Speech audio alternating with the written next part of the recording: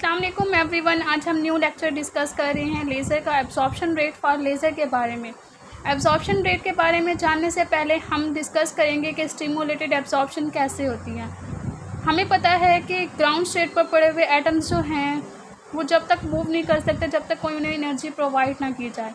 जैसे ही हम इन पर कोई ना कोई फोटॉन की बम्बार्डमेंट कराते हैं तो ये एटम्स जो हैं ये इनमें मौजूद इलेक्ट्रॉन्स इन फोटॉन्स को एब्जॉर्ब करके एक्साइटेड स्टेट में चले जाते हैं।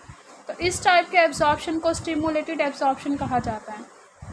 अगर हम एब्जॉर्प्शन रेट कैलकुलेट करना चाहते हैं किसी भी लाइट के लिए या किसी भी लेज़र के लिए तो वो हम कैलकुलेट कर सकते हैं कि rate of change of number of first electron with respect to time decay वो डायरेक्टली रिलेट करता है n1 से। n1 से मुराद है कि यानी फर्स्ट एनर्जी लेवल पर जो एटम पड़े हुए हैं फर्स्ट एटम जो है उससे n1 रिप्रेजेंट कर रहा है। इसका प्रोपोर्शनैलिटी ख़त्म करने के लिए हम यहाँ पर साइन लगाते हैं dn1/dt इक्वल है W12 minus W12 n1।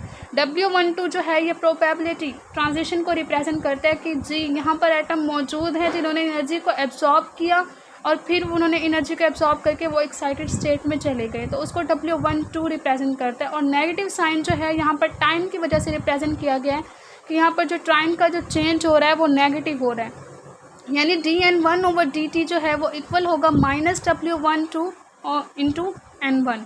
W12 यानी प्रोबेबिलिटी ट्रांजिशन जो है वो डायरेक्टली रिलेट कर रहा है किसी फ्लक्स से। फ्लक्स से मुराद है कि नंबर ऑफ़ एटम्स जो हैं कितने नंबर ऑफ़ एटम्स जो हैं वो पासिंग गुजर रहे हैं एनर्जी को एब्जॉर्ब करके वो किस सरफेस के पास से गुजर रहे हैं उसको फ्लक्स रिप्रेजेंट करता है। तो W12 इसमें यहाँ पर प्रोपोर्शनैलिटी को ख़त्म करके हम एक और कांस्टेंट को यूज़ करते हैं एब्जॉर्प्शन कांस्टेंट को, जिसमें -σ12 से रिप्रेजेंट किया गया है इंटू f। अगर हम इसकी इक्वेशन को इक्वेशन ए में पुट कर दें तो हमारे पास rate of change of absorption जो होगा फॉर ग्राउंड पर मौजूद एटम के लिए वो इक्वल हो जाएगा -σ12 f के। माइनस माइनस प्लस में आ जाएगी इक्वेशन।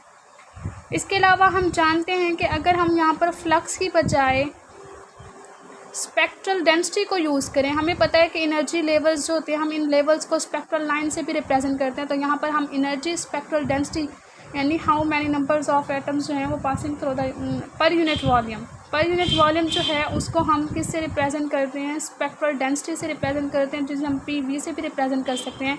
इसकी प्रोपोर्शनैलिटी को ख़त्म करने के लिए एक और कांस्टेंट यूज़ किया जाता है जिसे एब्जॉर्प्शन कोफिशिएंट भी कहा जाता है, B12 इंटू PV। तो हम इन इक्वेशन को देख सकते हैं कि W12 जो है वो -σ12 f के इक्वल था और W12 ही B12 PV के इक्वल है। तो इनकी लेफ़्ट साइड्स और राइट साइड्स आपस में इक्वल हो जाते हैं। तो हम यहाँ पर लिख सकते हैं कि dn1/dt जो होगा वो इक्वल हो जाएगा B12 PV n1 के। तो रेट ऑफ चेंज ऑफ या rate of transition of any atom from ground level to the excited level by absorbing the energy per unit time is called the rate of absorption, जिसे R12 से represent किया गया है। तो ये था हमारा आज का topic absorption rate for laser कि किस तरह एक एटम जो है ग्राउंड पे मौजूद एटम जो है वो फोटॉन को एब्जॉर्ब करके उसकी एनर्जी को एब्जॉर्ब करके एक्साइटेड लेवल में चला जाता है।